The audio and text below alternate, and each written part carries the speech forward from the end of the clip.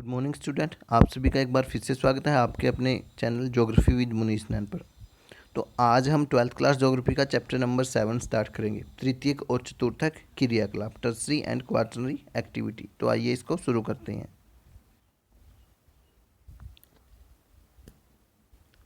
तो सबसे पहले हम इस चैप्टर में पढ़ेंगे तृतीय क्रियाकलाप के बारे में, जो टर्सरी एक्टिविटी है उसके बारे में रीड करेंगे।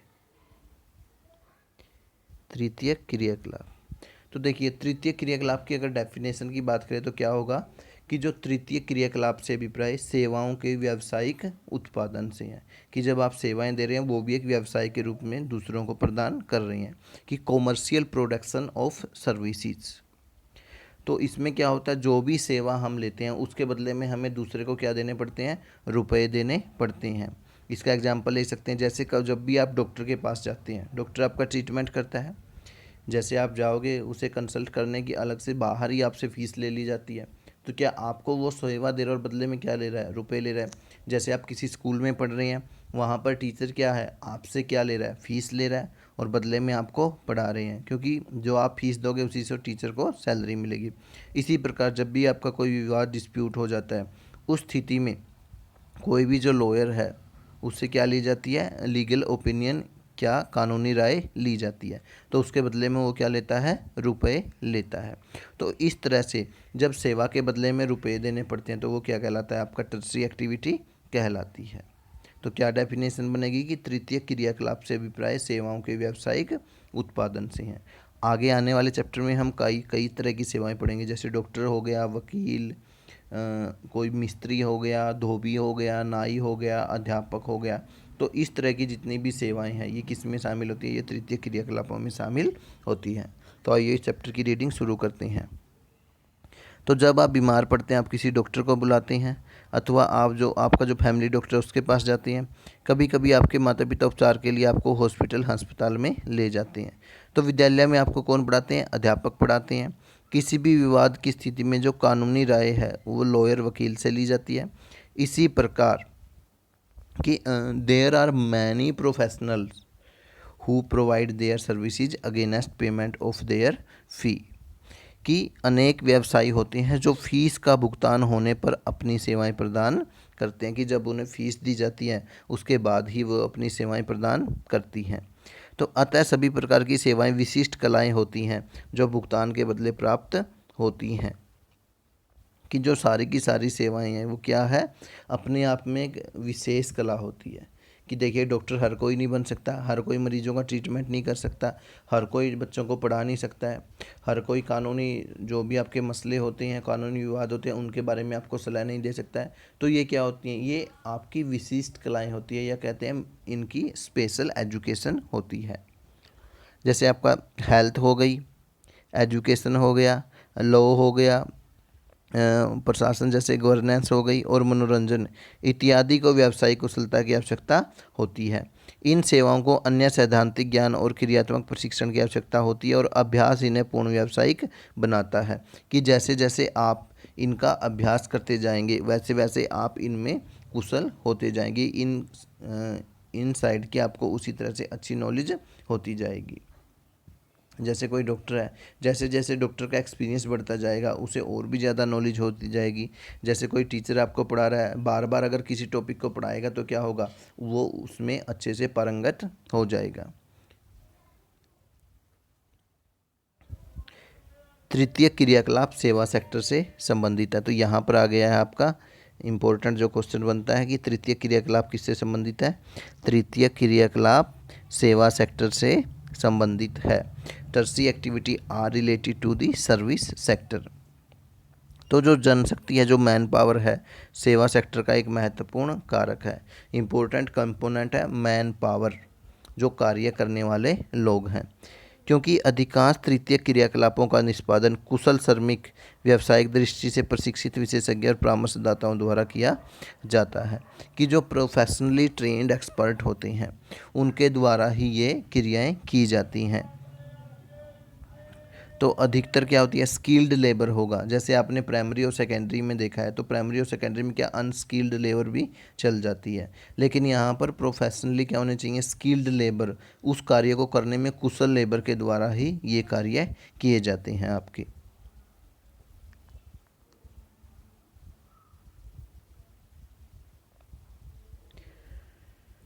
आर्थिक विकास की आरंभिक अवस्थाओं में लोगों का एक बड़ा अनुपात प्राथमिक सेक्टर में कार्य करता था।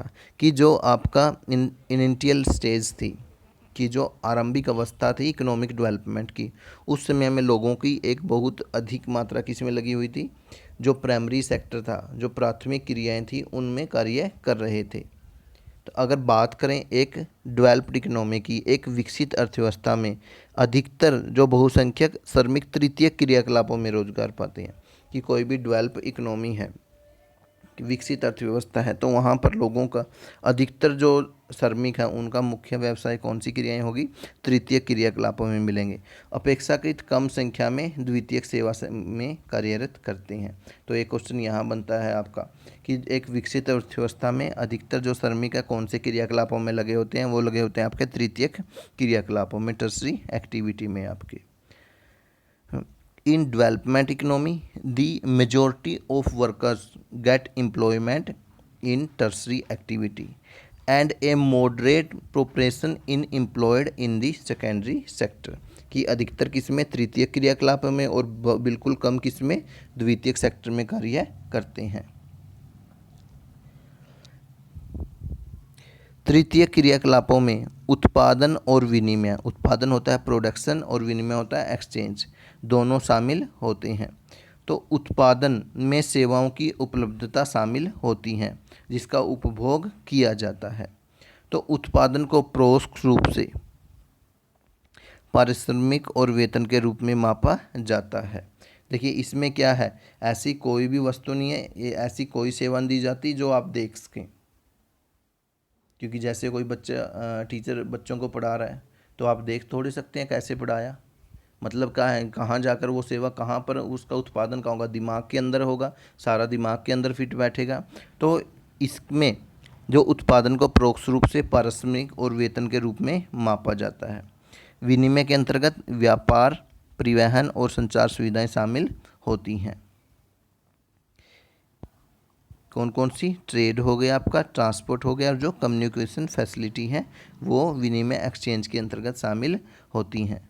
तो जिनका उपयोग किसके लिए किया जाता है, दूरी को निष्प्रभाव करने के लिए किया जाता है। कि कोई अधिक दूर है तो उस दूरी को कम करने के लिए व्यापार, परिवहन और संचार सुविधाओं का प्रयोग किया जाता है। इसलिए तृतीय क्रियाकलाप में मूर्त सेवाओं के उत्पादन की बजाय सेवाओं का व्यावसायिक उत्पादन शामिल होता है। वे भौतिक कच्चे माल के प्रक्रम में प्रत्यक्ष रूप से सम्मिलित नहीं होती। कि आपको कोई भी रॉ मटेरियल वगैरह इसमें से प्राप्त नहीं होगा। तो इसमें देखिए एग्जाम्पल कौन कौन से जो टर्सरी एक्टिविटी हैं उनके अगर देखें तो कौन कौन से इसमें शामिल होते हैं। जैसे बात करें हम, एक नलसाज जो एक प्लम्बर होता है, जो बिजली मिस्त्री होता है, इलेक्ट्रीशियन हो गया आपका, टेक्नीशियन हो गया आपका, धोबी लॉन्ड्रर हो गया, नाई बार्बर हो गया, दुकानदार शॉपकीपर हो गया, चालक ड्राइवर हो गया, कोषपाल आपका जैसे कैशियर हो गया, टीचर हो गया, डॉक्टर हो गया, वकील लॉयर हो गया, प्रकाशक जैसे आपका ये पब्लिशर हो गया। तो इन सभी का काम इनका एक सामान्य उदाहरण है। क्योंकि धोबी क्या है, आपके कपड़े धोएगा, बदले में रुपए लेगा। बार्बर नाई है, आपके बाल काटेगा, बदले में रुपए लेगा। दुकानदार आपको वस्तु देगा, बदले में रुपए लेगा। जो आपका चालक है या ड्राइवर, जैसे आप बस वगैरह में जाते हो, क्या कर रहा है, सेवा दे रहा है, बदले में आपसे रुपए ले रहा है। ऐसे ही जो डॉक्टर अपनी फ़ीस लेगा, लॉयर लेगा, टीचर है वो भी लेगा, प्रकाशक आपको कोई भी बुक वगैरह दे रहा है, बदले में क्या ले रहा है, रुपए ले रहा है। तो ये सारी की सारी कौन सी, तृतीय क्रियाकलाप में शामिल है। द्वितीयक और तृतीयक क्रियाकलापों में मुख्य अंतर यह है कि सेवाओं द्वारा उपलब्ध विशेषज्ञता उत्पादन तकनीकों, मशीनरी और फैक्ट्री प्रक्रियाओं की अपेक्षा, देखिए जो सेकेंडरी एक्टिविटी है उसमें मुख्य किस पर ध्यान दिया जाता है, उसमें उपलब्ध विशेषज्ञ उत्पादन की तकनीकें क्या हैं, मशीनरी और फैक्ट्री प्रक्रियाओं की पर ध्यान दिया जाता है। जबकि जो आपकी तृतीय क्रियाकलाप है इसमें विशिष्टीकृत कर्मियों की जो विशिष्टीकृत कुशलताओं, अनुभव और ज्ञान पर अत्यधिक निर्भर करती हैं, कि जो कार्य करने वाले लोग हैं वो अपने काम करने में कितने कुशल हैं, उसे उसकी कितना एक्सपीरियंस है और कितनी उस फील्ड की नॉलेज है, उस पर निर्भर करता है। तो ये मेन डिफरेंस है तृतीयक और चतुर्थक क्रियाकलापों में। तो आगे बात करते हैं तृतीय क्रियाकलापों के प्रकार। तो अब तक आप जान गए हैं कि आप व्यापारी की दुकान जो ट्रेडर शॉप होती है उससे पुस्तकें और स्टेशनरी खरीदते हैं। बसें अथवा रेल द्वारा जो यात्रा करते हैं, ट्रैवल करते हैं।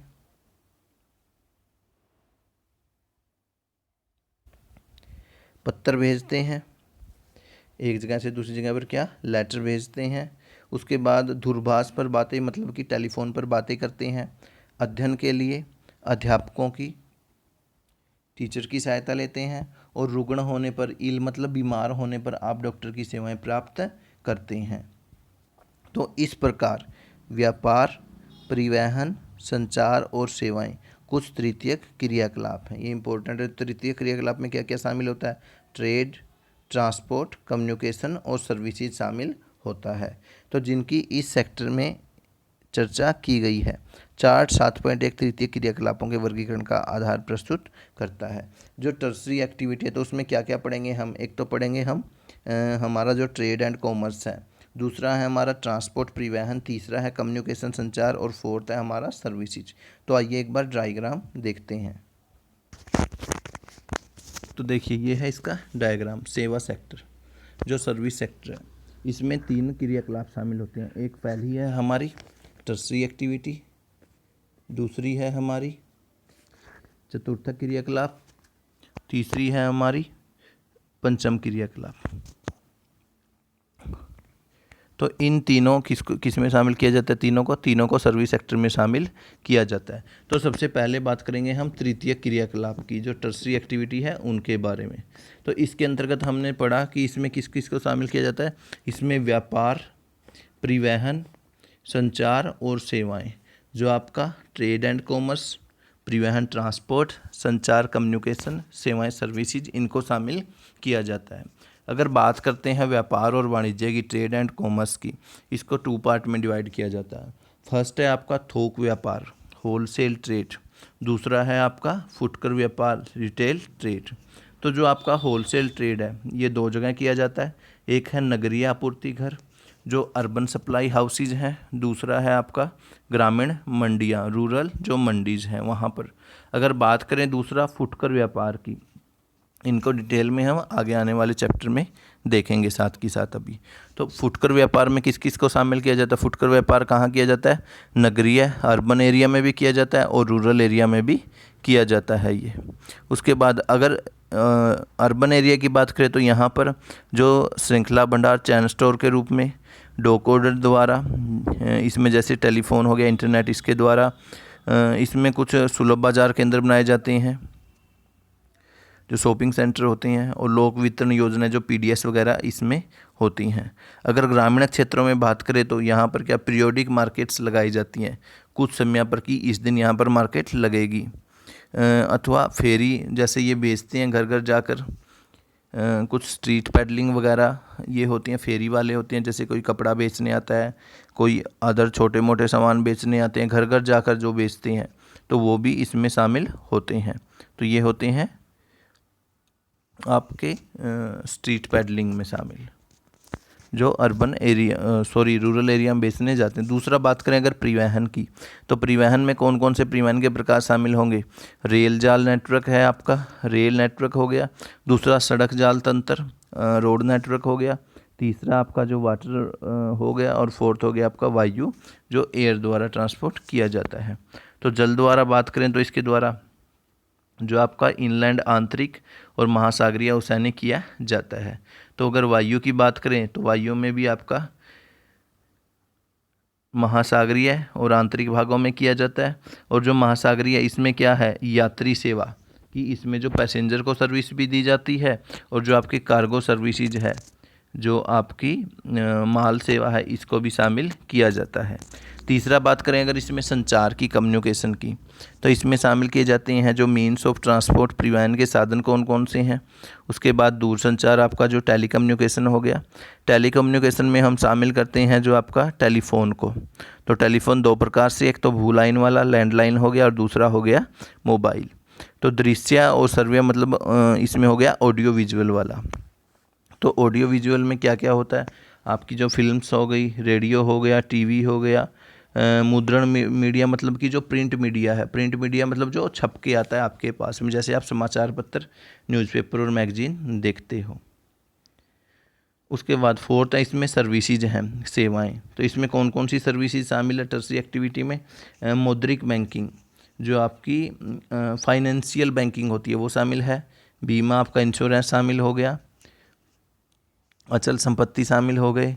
और इसमें व्यक्तिगत और व्यावसायिक जो पर्सनल एंड प्रोफेशनल सर्विसेज शामिल हैं। तो इसमें प्रोफेशनल और पर्सनल में क्या क्या शामिल होता है, इसमें व्यक्तिगत होती है, प्राइवेट, सरकारी होती है, गवर्नमेंट, और गैर सरकारी संगठन जो एनजीओ होते हैं। एनजीओ की फुल फॉर्म क्या होती है, नॉन गवर्नमेंटल ऑर्गेनाइजेशन, एनजीओ। आप बार बार सुनते हो शब्द एनजीओ खुला हुआ है, तो एनजीओ की फुल फॉर्म क्या है, नॉन गवर्नमेंटल ऑर्गेनाइजेशन। तो ये सारे के सारे आपके टर्सरी एक्टिविटी में शामिल होते हैं। तो सबसे पहले इस चैप्टर में हम टर्सरी एक्टिविटी में के बारे में ही स्टडी करेंगे। तो सबसे पहले हमारा इसमें टॉपिक रहेगा व्यापार और वाणिज्य वाला। तो सबसे पहले बात करते हैं व्यापार और वाणिज्य की, ट्रेड एंड कॉमर्स। व्यापार वस्तुतः अन्यत्र उत्पादित मदों का क्रय और विक्रय है। क्या है कि trade is essentially buying and selling of item produce elsewhere, कि कहीं भी वस्तुओं का जो क्रय और विक्रय किया जाता है वही क्या कहलाता है, व्यापार कहलाता है। कि the sale and purchase of goods is called trade, कि वस्तुओं को खरीदना और बेचना, उनका क्रय और विक्रय क्या कहलाएगा, जो उनकी सेल की जाती है वही व्यापार कहलाता है। तो व्यापार मुख्यतः क्यों किया जाता है, धन कमाने के लिए, जो धन को कमाने के लिए किया जाता है। तो फुटकर और थोक व्यापार अथवा वाणिज्य की सभी सेवाओं की विशिष्ट उद्देश्य क्या होता है, लाभ कमाना होता है। तो व्यापार मुख्यतः कितने प्रकार का होता है, दो प्रकार का। एक तो हो गया आपका फुटकर व्यापार जो रिटेल हो गया, कि कोई भी वस्तु सीधे उपभोक्ता को बेची जाती है। दूसरा होता है आपका थोक व्यापार जो हो गया आपका होलसेल। तो इसमें क्या होता है, किसी भी व्यक्ति को अधिक संख्या में कोई वस्तु बेची जाती है और उसको वो सस्ती बेची जाती है, तो वो कहलाता है थोक व्यापार। देखिए जो हमारे आसपास के एरिया में देखते हैं, जो आपकी ये शॉप है छोटी छोटी, तो ये कौन सी शॉप है, ये है आपकी रिटेल स्टोर है। होलसेल में क्या है, आपको अधिक मात्रा में अगर कोई सामान लेते हैं तो वहाँ से वो आपको सस्ता मिलता है। तो यह सारा काम कस्बों और नगरों में होता है, जिन्हें क्या कहा जाता है, व्यापारिक केंद्र कहा जाता है, जिन्हें ट्रेडिंग सेंटर कहा जाता है। तो एक क्वेश्चन ये भी बनता है कि व्यापारिक केंद्र किसे कहते हैं। तो व्यापारिक केंद्र क्या होता है, ऐसे क्षेत्र, ऐसे एरिया होते हैं जहाँ से व्यापार किया जाता है। तो व्यापारिक केंद्र क्या हो गया, कि ऐसे क्षेत्र जहाँ से व्यापार किया जाता है व्यापारिक केंद्र कहलाते हैं। तो जो व्यापारिक केंद्र होते हैं इनका संबंध आपका गाँव से भी होता है और नगरों से भी होता है। तो स्थानीय स्तर पर जो वस्तु विनिमय से लेकर अंतर्राष्ट्रीय सोपान पर मुद्रा विनिमय तक व्यापार के उत्थान में अनेक केंद्रों और संस्थाओं को जन्म दिया है, जैसे कि व्यापारिक केंद्र अथवा संग्रहण और वितरण बिंदु। तो क्वेश्चन ये बनता है व्यापारिक केंद्र किसे कहते हैं, कि ऐसा क्षेत्र जहाँ से व्यापार किया जाता है व्यापारिक केंद्र कहलाता है। तो व्यापारिक केंद्र है जो आपके, ये इनका संबंध किससे है, नगरों और गाँव दोनों से है। तो व्यापारिक केंद्रों को ग्रामीण और नगरीय विपणन केंद्रों के विभक्त किया जा सकता है। तो मेनली हम जो भी आपके ट्रेडिंग सेंटर हैं उनको तीन पार्ट में डिवाइड करते हैं, तीन प्रकार के होते हैं मुख्यतः ये। पहला है आपका ग्रामीण विपणन केंद्र, आपका ग्रामीण विपणन केंद्र जो आपका रूरल मार्केट सेंटर, विपणन मतलब व्यापारिक केंद्र भी कह सकते हैं, जैसे ग्रामीण व्यापारिक केंद्र भी कह सकते हो आप, या ग्रामीण विपणन केंद्र भी कह सकते हो। तो सबसे पहले बात करते हैं ग्रामीण विपणन केंद्र की।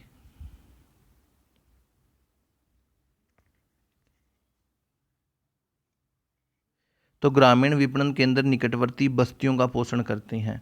ये अर्धनगरीय केंद्र होते हैं। ये अत्यंत अल्पवर्धित प्रकार के व्यापारिक केंद्रों के रूप में सेवा करते हैं। यहाँ व्यक्तिगत और व्यावसायिक सेवाएं सुविकसित नहीं होती। ये स्थानीय संग्रह और वितरण केंद्र होते हैं। इनमें से अधिकांश केंद्रों में मंडियाँ, थोक बाजार और फुटकर व्यापार क्षेत्र की भी होते हैं। ये स्वयं में नगरीय केंद्र नहीं होते, किंतु ग्रामीण लोगों की अधिक मांग वाली वस्तुओं और सेवाओं को उपलब्ध कराने वाले महत्वपूर्ण केंद्र होते हैं। तो बात करें अगर हम रूरल मार्केटिंग सेंटर, ग्रामीण व्यापार केंद्रों की, तो ये केंद्र अपने जो निकटवर्ती गांव की बस्तियां हैं उन्हीं की आवश्यकताओं को पूर्ति करते हैं, कि वहाँ पर सिर्फ इतना सामान पाया जाता है कि जो वो गांव है उसकी आवश्यकताओं की पूर्ति उनके द्वारा की जा सके। तो यह स्थानीय स्तर पर जो संग्रहण और वितरण है आपका, उसके केंद्र के रूप में कार्य करते हैं। और इनमें से अधिकतर मंडियां क्या है, थोक व्यापार और फुटकर व्यापार के केंद्र होती हैं। कि यहाँ पर थोक व्यापार जो आपकी होलसेल मार्केट भी होती है और जो रिटेल मार्केट भी यहाँ पर होती है, ये कहलाते हैं आपके ग्रामीण विपणन केंद्र। तो सिंपल सी डेफिनेशन बनती है कि ग्रामीण विपणन केंद्र क्या होते हैं, जो अपने आसपास की जो गांव की बस्तियां उनकी आवश्यकताओं को पूर्ति करती हैं। स्थानीय स्तर पर जो संग्रहण और वितरण के केंद्र के रूप में कार्य करते हैं। अधिकतर मंडियां क्या थोक व्यापार और फुटकर व्यापार के केंद्र होते हैं। उसके बाद दूसरे की बात करें तो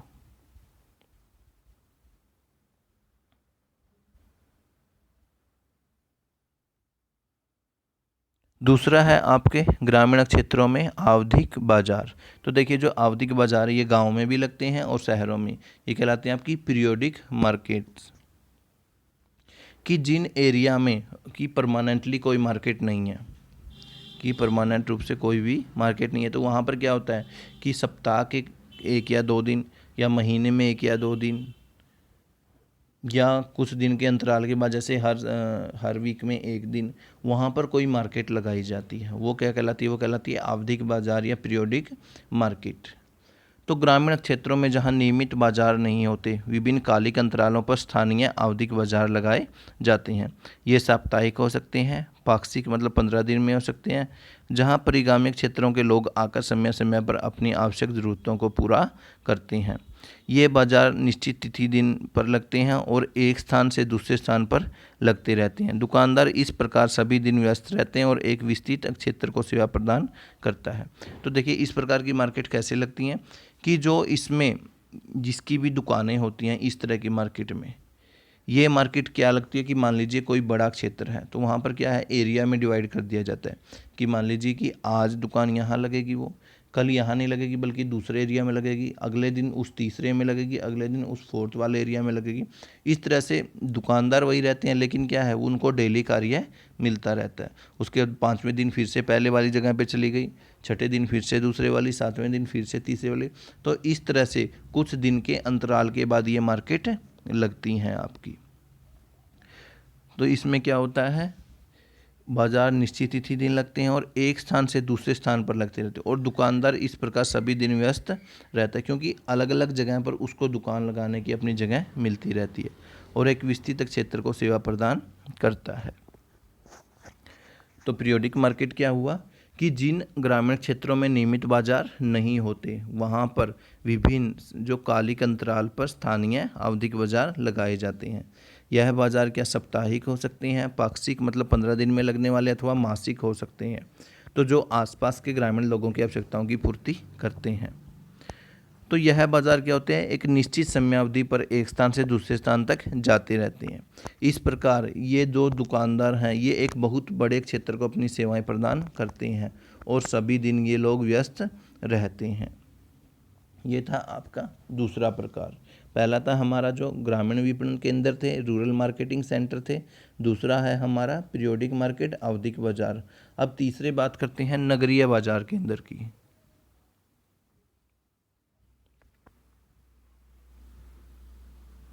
नगरीय बाजार केंद्र, अर्बन मार्केटिंग सेंटर।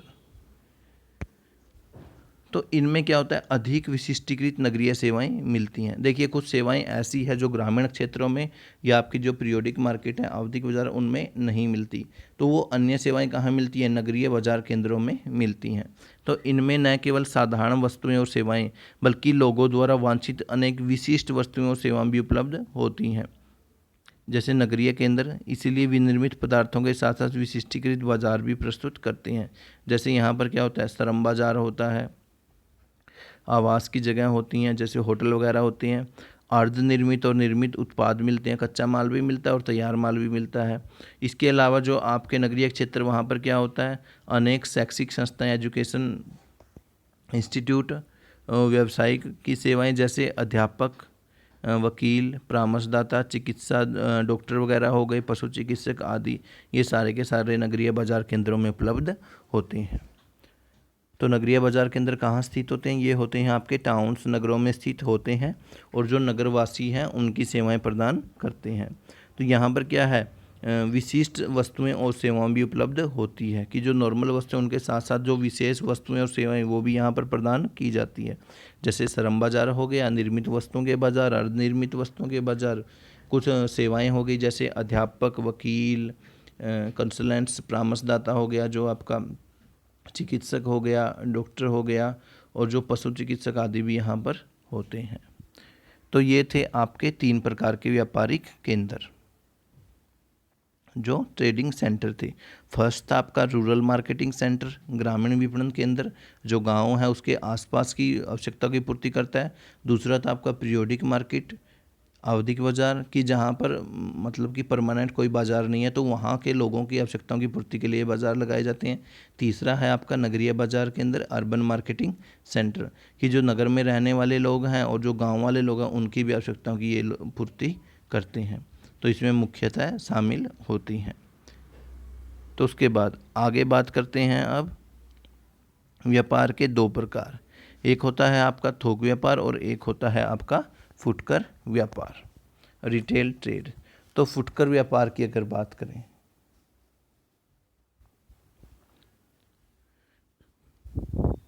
तो ये वह व्यापारिक क्रियाकलाप है जो उपभोक्ता को वस्तुओं के प्रत्यक्ष विक्रय से संबंधित होते हैं, कि इसमें कोई भी वस्तु डायरेक्ट जो यूज़ करने वाला है उसको दी जाती है, जो उसको उपभोग करने वाला है उसको डायरेक्ट वो वस्तु बेची जाती है। अधिकांश फुटकर व्यापार केवल विक्रय से नियत प्रतिष्ठानों, भंडारों में संपन्न होता है, कि जो अधिकांश जो रिटेल ट्रेडिंग कहाँ से की जाती है, इसके लिए फिक्स उनकी शॉप होती है, वहीं से लोग इनको लेकर जाती हैं। इसके अलावा जैसे आपके फेरी वाले, रेहड़ी वाले, ट्रंक, डोर टू डोर जाने वाले, डाक द्वारा, टेलीफोन द्वारा, स्वचालित जो बिक्री मशीनें हैं, इंटरनेट द्वारा, फुटकर बिक्री के भंडार रहित उदाहरण है, कि इनके द्वारा भी आप कोई भी 1 या 2 वस्तुएं कहीं से मंगवा सकते हैं। जैसे आजकल क्या है, ऑनलाइन शॉपिंग चल रही है कि आपको शॉप पे जाने की ज़रूरत भी नहीं है। आपने मान लीजिए कोई भी 1 ऑर्डर देना है या 2, तो ऑनलाइन आप जैसे आपका टेलीफोन द्वारा या इंटरनेट द्वारा उनको बुक कर सकते हैं, वो डायरेक्ट आपके घर डोर टू डोर पहुंच जाएगा। जैसे फेरी वाले और रेहड़ी वाले जाते हैं, घर घर जाते हैं सामान देने के लिए, आपकी गलियों में आते हैं, तो वो किस में शामिल होता है, वो होता है रिटेल ट्रेडिंग में शामिल होते हैं। तो फुटकर व्यापार में जो कंज्यूमर उपभोक्ता होता है उसमें वस्तुओं की प्रत्यक्ष बिक्री उसे की जाती है। तो अधिकांश फुटकर व्यापार केवल बिक्री के भंडारों में ही संपन्न होते हैं, जबकि जो रेडी वाला, फेरी वाला, डोर टू डोर जाने वाला जो बिक्री मशीनें हो गई, इंटरनेट, फुटकर बिक्री के जो भंडार रहित उदाहरण हैं।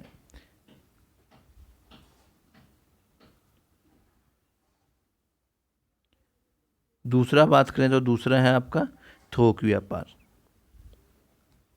ये होता है आपका होलसेल ट्रेडिंग। तो थोक व्यापार क्या होता है, जो लार्ज स्केल पर जो ट्रेडिंग व्यापार किया जाता है बड़े पैमाने पर, कि large scale trade is called wholesale trade, कि बड़े पैमाने पर किए गए व्यापार को क्या कहा जाता है, थोक व्यापार कहते हैं। तो थोक व्यापार का गठन अनेक बिचौलिए सौदागरों और पूर्तिगरों द्वारा होता है, न कि फुटकर भंडारों द्वारा। तो इसमें क्या होता है, मान लीजिए कोई एक ये कंपनी है, कोई बड़ी कंपनी है, उस पे से क्या करेगा, बीच में कुछ आपके होलसेलर होते हैं, वो क्या करते हैं, इस कंपनी से डायरेक्ट बड़ी मात्रा में सामान को मंगवा लेते हैं। कि मान लीजिए इसने इस कंपनी से 1000 यूनिट मंगवा ली और 1000 यूनिट इसने मंगवा ली।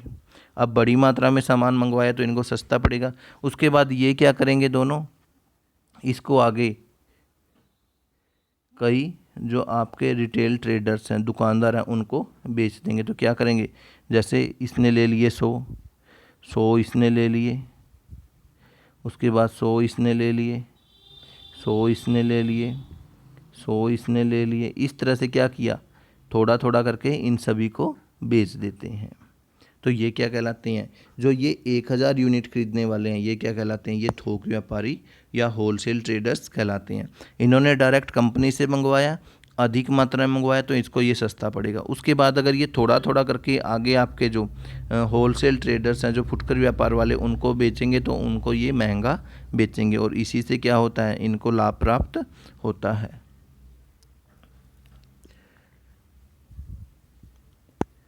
तो श्रृंखला भंडारों सहित कुछ बड़े भंडार विनिर्माताओं से सीधे खरीद करते हैं, फिर भी बहुसंख्यक फुटकर भंडार बिचौलिए स्रोत से पूर्ति लेते हैं। थोक विक्रेता प्राय फुटकर भंडारों को उधार देते हैं, यहाँ तक कि फुटकर विक्रेता अधिकतर थोक विक्रेता की पूंजी पर ही अपने कार्य का संचालन करते हैं। तो ये क्या कहलाता है, ये कहलाता है आपका होलसेल ट्रेड। कि जो बड़े पैमाने पर किया जाने वाला व्यापार है उसे थोक व्यापार कहते हैं। तो इसके लिए अधिक पूंजी की आवश्यकता होती है, क्योंकि अधिकतर जो फुटकर विक्रेता है वो थोक विक्रेताओं से वस्तुओं को उधार लेते हैं। क्योंकि क्या करते हैं, जो रिटेल ट्रेडर फुटकर व्यापारी हैं उनसे उन वस्तुओं को उधार ले जाते हैं, जब उनकी बिक जाती हैं तो उनको वो रुपए दे जाते हैं। अगर ऑनलाइन शॉपिंग की बात करें तो उस पर भी आपको कई ऐसी वेबसाइट मिल जाएंगी जहां से आपके होलसेल ट्रेडिंग की जाती है। जैसे आपके फ्लिपकार्ट, अमेजन देखते हो, उसी तरह से थोक व्यापार की होलसेल ट्रेडिंग के लिए आपकी एक वेबसाइट है alibaba.com। कि alibaba.com पर अगर आप जाओगे तो वहाँ से आप 1-2 यूनिट नहीं खरीद सकते, आपको इकट्ठा जैसे 100 यूनिट या 200 या 500 1000 यूनिट ही ऑर्डर करनी पड़ेंगी। उतनी अधिक मात्रा में वहाँ से आप ट्रेडिंग कर सकते हैं। तो ये थे आपका व्यापार के 3 केंद्र थे आपके। कौन कौन से थे केंद्र, ग्रामीण विपणन केंद्र, आवधिक बाजार और नगरीय बाजार केंद्र। उसके बाद 2 प्रकार का व्यापार था आपका, थोक व्यापार और फुटकर व्यापार, रिटेल ट्रेड और होलसेल ट्रेड।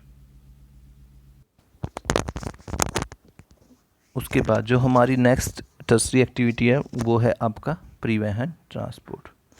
तो परिवहन एक ऐसी सेवा या सुविधा है जिसमें व्यक्तियों, विनिर्मित माल और संपत्ति को भौतिक रूप से एक स्थान से दूसरे स्थान पर ले जाया जाता है। तो हम कह सकते हैं कि transport is the system in which goods and passengers are transported from one place to another. कि परिवहन वह व्यवस्था है जिसमें वस्तुओं को, सवारियों को एक स्थान से दूसरे स्थान तक लेकर जाया जाता है। तो यह मनुष्य की गतिशीलता की मूलभूत आवश्यकता को पूरा करने हेतु निर्मित एक संगठित उद्योग है। तो ट्रांसपोर्ट भी क्या है, एक इंडस्ट्री है जो मनुष्य की गतिशीलता की संबंधित आवश्यकताएं उनकी पूर्ति करता है। तो आधुनिक समाज में जो वस्तुओं के उत्पादन, उनके वितरण और उपभोग में सहायता देने के लिए तीव्र और सक्षम परिवहन व्यवस्था चाहते हैं। कि किसी वस्तु का जो प्रोडक्शन करना है, डिस्ट्रीब्यूशन करना है और उसका जो कंज्यूम यूज करना है, तो उसके लिए क्या है, ट्रांसपोर्ट और तेज़ ट्रांसपोर्ट की आवश्यकता महत्वपूर्ण होती है। क्योंकि किसी वस्तु का अगर उत्पादन कर दिया, अगर समय पर वो वस्तु किसी जगह पर नहीं पहुंची तो उस वस्तु को वहीं पर उसका मूल्य कम हो जाता है। तो इस जटिल अवस्था की प्रत्येक अवस्था में परिवहन द्वारा पदार्थ का मूल्य अत्यधिक बढ़ जाता है। कि किसी स्थान से परिवहन द्वारा जितनी दूरी पर वो सामान जाएगा तो वो उतना ही ज़्यादा महंगा बिकता जाएगा आपका। तो परिवहन दूरी को किलोमीटर दूरी अथवा मार्ग लंबाई की वास्तविक दूरी, समय दूरी अथवा एक मार्ग पर यात्रा करने में लगने वाले समय, लागत दूरी अथवा मार्ग पर यात्रा के खर्च के रूप में मापा जा सकता है। तो परिवहन के साधन के चयन के समय अथवा लागत के संदर्भ में एक निर्णायक कारक है। तो मानचित्र पर समान समय में पहुंचने वाले स्थानों को मिलाने वाली रेखाएं क्या कहलाती हैं, समकाल रेखाएं कहलाती हैं आपकी। क्या होता है, isochrone lines are drawn on map to join place equal in term of time taken to reach then. क्या होता है कि मान लीजिए यहाँ से हमें चलना शुरू किया ए पॉइंट से, तो हमें जाना का यहाँ से आधे घंटे में हम यहाँ पहुँच गए, आधे घंटे में यहाँ पहुँच गए, आधे घंटे में यहाँ तक पहुँच गए, आधे घंटे में यहाँ तक पहुँच गए और आधे घंटे में यहाँ तक पहुँच गए। तो इन सभी स्थानों को पहुँचने में कितने समय लगे, हमें सिर्फ 30 मिनट का समय लगा। 30 मिनट में या इस पर, 30 मिनट में यहाँ, 30 मिनट में यहाँ, 30 मिनट में यहाँ, 30 मिनट में यहाँ, कि इन जो लोकेशन है इन लोकेशन पर हम कितने समय में पहुँच गए, सिर्फ 30 मिनट में ही पहुँच गए हैं। तो क्या कह रहा है कि मानचित्र पर समान समय में पहुँचने वाले स्थानों को मिलाने वाली समकाल रेखाएं खींची जाती हैं। कि जब इन स्थानों को मिला देंगे अब एक दूसरे से, कि जहाँ पर एक समान समय में पहुँचा गया है, तो यही क्या कहलाएगी, यही कहलाएंगी आपकी समकाल रेखा। तो ये वाली जो बाहर वाली है चारों ओर, ये वाली क्या कहलाएगी, ये कहलाती है आइसोक्रोन लाइन या समकाल रेखाएं। क्या होती हैं कि these line are drawn on a map to join place equal in term to the time taken to reach them. कि मानचित्र पर समान समय में पहुंचने वाले स्थानों को मिलाने वाली रेखाएं क्या कहलाती हैं, समकाल रेखाएं कहलाती हैं। इंपॉर्टेंट क्वेश्चन आपका 1 मार्क्स के लिए।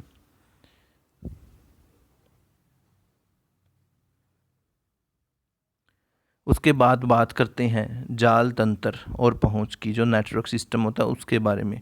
कि जैसे ही परिवहन व्यवस्थाएं विकसित होती हैं, विभिन्न स्थान आपस में जुड़कर किसकी, एक नेटवर्क की रचना करते हैं। कि जैसे ही परिवहन व्यवस्थाएं विकसित होगी तो विभिन्न स्थान आपस में जुड़कर क्या करेंगे, मान लीजिए एक ए स्थान यहाँ था, एक बी था, एक सी था, एक डी था।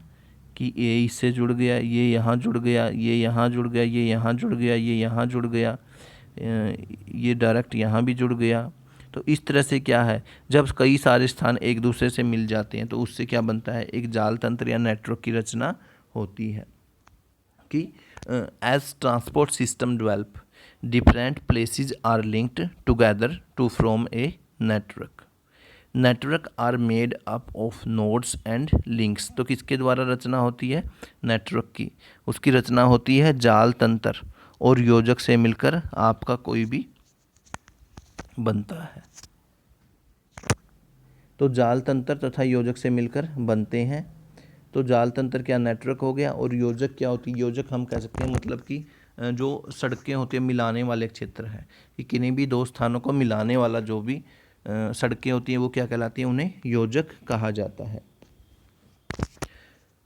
तो देखिए, दो अथवा अधिक मार्गों का संधि स्थल, एक उद्गम बिंदु, एक गंतव्य बिंदु अथवा मार्ग के सारे कोई बड़ा कस्बा नोड होता है।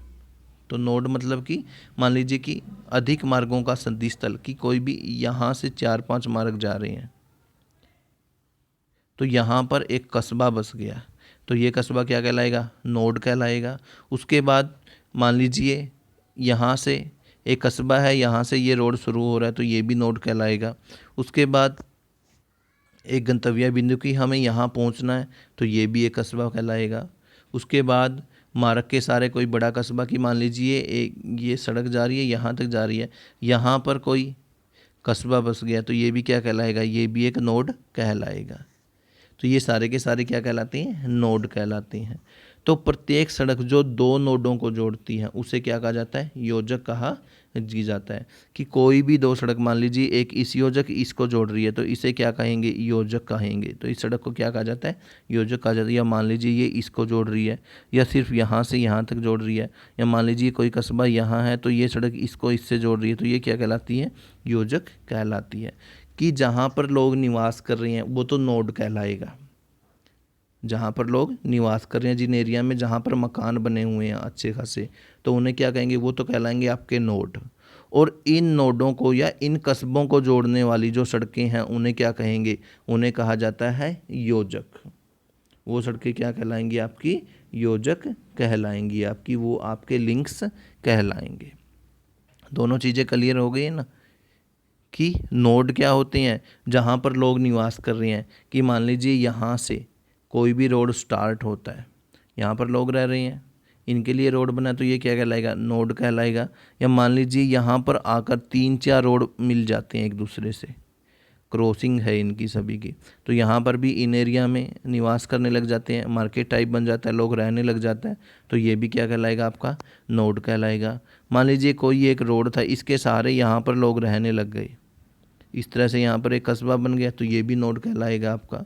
मान लीजिए आपको यहाँ जाना है, यहाँ पर एक कस्बा है, यहाँ से यहाँ जाना है, तो ये क्या कहलाएगा, ये भी आपको एक नोड कहलाएगा।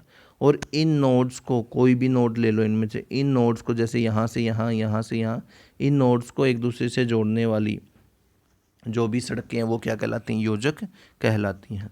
तो एक विकसित जाल तंत्र में अनेक योजक होते हैं, जिनका अर्थ है कि स्थान सुबद्ध हैं, कि वेल कनेक्टेड हैं, कि स्थान एक दूसरे से अच्छी तरह से कनेक्टेड हैं। कि a developed network has many links which means that place are well connected. कि जो एक डेवलप्ड नेटवर्क होता है उसमें क्या होता है, अनेक सारे लिंक्स होते हैं, कि अनेक सारी सड़कें होती हैं, जिसका अर्थ क्या होता है कि कोई भी स्थान क्या है, एक दूसरे से अच्छी तरह से जुड़ा हुआ है। ये था आपका जाल तंत्र और पहुंच। अब बात करते हैं परिवहन को प्रभावित करने वाले कारक, फैक्टर अफेक्टिंग ट्रांसपोर्ट।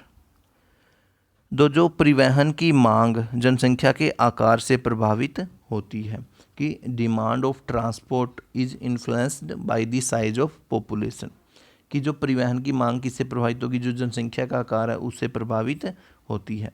जनसंख्या का आकार जितना ज़्यादा बड़ा होगा तो परिवहन की मांग भी उतनी ही अधिक होगी, क्योंकि जो उनकी नीड्स हैं, उनकी आवश्यकताएं उतनी अधिक होगी, उनकी आवश्यकताओं की पूर्ति के लिए उतने ही ज़्यादा हमें परिवहन के साधनों की आवश्यकता पड़ेगी। तो जो हमारे नगर हो गए, सिटीज़ हो गए, कस्बे जो टाउन्स हो गए, गांव विलेज, औद्योगिक केंद्र जो इंडस्ट्रियल सेंटर हो गए, और कच्चे माल जो रॉ मटेरियल के क्षेत्र हो गए, उनके मध्य व्यापार के प्रारूप, उनके मध्य भूदृश्य की प्रकृति, जो जलवायु के प्रकार, मांग की लंबाई के आने वाले व्यवधानों को दूर करने के लिए उपयुक्त मुद्रा पर मार्ग निर्भर करता है। कि मान लीजिए कोई भी क्षेत्र है, यहाँ से यहाँ तक हमें सामान पहुँचाना है, कि ये एक समतल एरिया है, तो समतल एरिया है तो यहाँ पर जो भी वस्तु जाएगी तो परिवहन पर क्या है, इतना ज़्यादा खर्च नहीं आएगा। अगर ये पहाड़ों वाला एरिया है तो आपको घूमकर जाना पड़ेगा, तो ट्रांसपोर्ट पर भी अधिक खर्च आएगा। दूसरा देखा जाता है कितना लंबा मार्ग है, कि जितनी ज़्यादा लंबाई है उसी के अकॉर्डिंग आपके रुपए कम या ज़्यादा होते रहते हैं। उसके बाद कैसी क्लाइमेट है, ठीक मौसम है या हार्ड मौसम है, कि आपको विजिबिलिटी नहीं है, धुंध ज़्यादा है, तो उसके अकॉर्डिंग भी आपका परिवहन प्रभावित होता है। तो ये थी आपकी दूसरी टर्सरी एक्टिविटी, परिवहन ट्रांसपोर्ट। तो आज का टॉपिक हम यहीं तक करते हैं। तो नेक्स्ट जो वीडियो है उसमें हमारे मेन टॉपिक रहेंगे, इसमें जो तीसरा रह गया है इसमें जो कम्युनिकेशन वाला, और उसके बाद नेक्स्ट है इसमें सर्विसेज। जो इन दोनों टॉपिक को हम नेक्स्ट वीडियो में कवर करेंगे। तो जल्दी मिलते हैं नेक्स्ट वीडियो के साथ, तब तक के लिए थैंक यू।